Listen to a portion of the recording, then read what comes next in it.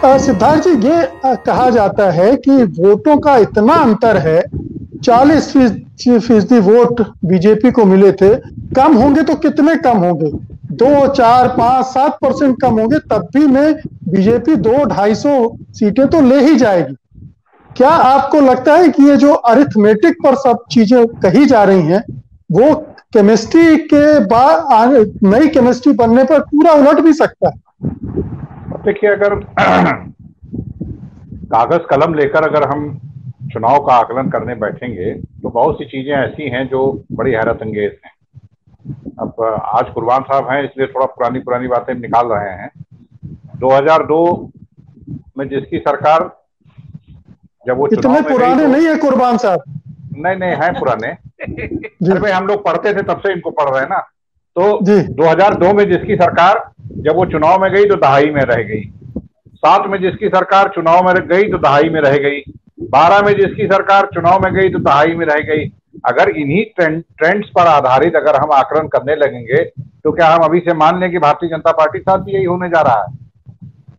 तो इसलिए ये कितने परसेंट, 39% उनको मिले थे, इनको कितने मिले थे? अखिलेश यादव को, अखिलेश यादव ने 125 सीटें भी कम लड़ी थी। तो वो उन चीजों की बात अपनी जगह है। जब हम विश्लेषण करने बैठेंगे तो उनका भी जिक्र करेंगे। कुर्बान साहब ने अभी कहा कि साहब विपक्ष का कोई एक आंदोलन बता दीजिए, कोई वो। एक तो देखिए, 2017 से पहले भाजपा का कोई आंदोलन बता दीजिए जिसके आधार पर उनको सत्ता मिल गई हो। ऐसा हर बार हो जाए। मुलायम सिंह के जमाने में था कि वो सड़क नापना शुरू कर देते थे। अब तकनीक ने बहुत सारी चीजें बदल भी दी हैं। और रही बात आंदोलन करने की, तो 77 में सरकार जाने के बाद, शायद आजादी के बाद, गांधी परिवार से इंदिरा गांधी गई थी जेल, और या फिर सीधे प्रियंका गांधी गई 30 घंटे चुनाव के, उसमें जेल बना के उनको रखा गया था। तो ऐसा नहीं है। 9200 कुछ मुकदमे समाजवादी पार्टी के तमाम अलग अलग जिलों में होने वाले प्रदर्शनों में हो गए। 2 साल से तो इस सरकार ने किसी को कोई किसी तरह की अनुमति नहीं दी किसी तरह के धरना प्रदर्शन करने की। जब थोड़ा बहुत शुरू हुआ तो वो भी चीजें शुरू हो गई हैं।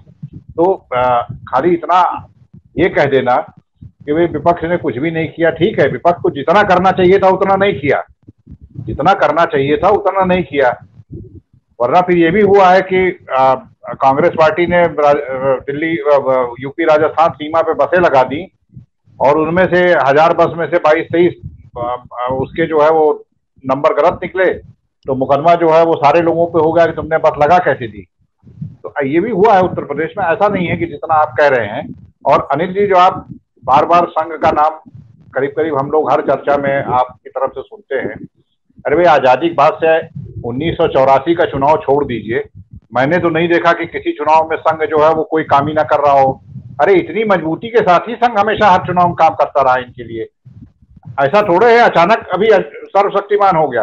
अरे भाई, हर चुनाव में, मैं जहाँ रहता हूँ वहाँ बहुत संघ के लोग रहते हैं। हर सुबह मतदान वाले दिन घंटी बजाते हैं, आते हैं कि भाई निकलिए वोट डालने चलिए। के चुनाव में भी आरएसएस कांग्रेस को जिताने में ओवरनाइट कर हाँ, मैं कह रहा हूँ जी, मैंने कहा इनके साथ नहीं थे, लेकिन वो रहते हैं। और ये जो बूथ वूथ कमेटियां है ना, कुर्बान साहब जानते होंगे, जब वो 91 के बाद जो चुनाव हुआ तो कल्याण सिंह का नारा था, एक बूथ पर 20 जवान, हम ही जीतेंगे मतदान। ये सब बूथ कमेटियां, ये बहुत चीजें, पन्ना प्रमुख की अवधारणा यहाँ 2007 से चली आ रही है।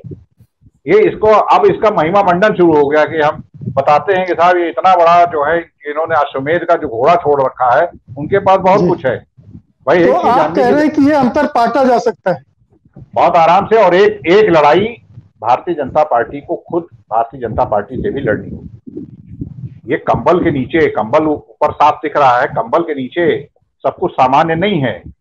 चुनाव आने दीजिए, टिकट बंटना शुरू होने दीजिए, कटने की भी नौबत आने दीजिए, तो उसके बाद ऐसा नहीं है। एक लड़ाई तो वो अपने बीच में ही लड़ेंगे ना, जो 2002 में भी हम देख चुके हैं कि आपस में ही लड़ रहे थे। तो ऐसा नहीं है कि अभी सब कुछ जो है बड़ा सब चंगा है। एक लड़ाई अपने आप से भी लड़ेंगे वो जी। अखिलेश सत्य हिंदी का ऐप डाउनलोड करें गूगल प्ले स्टोर पर।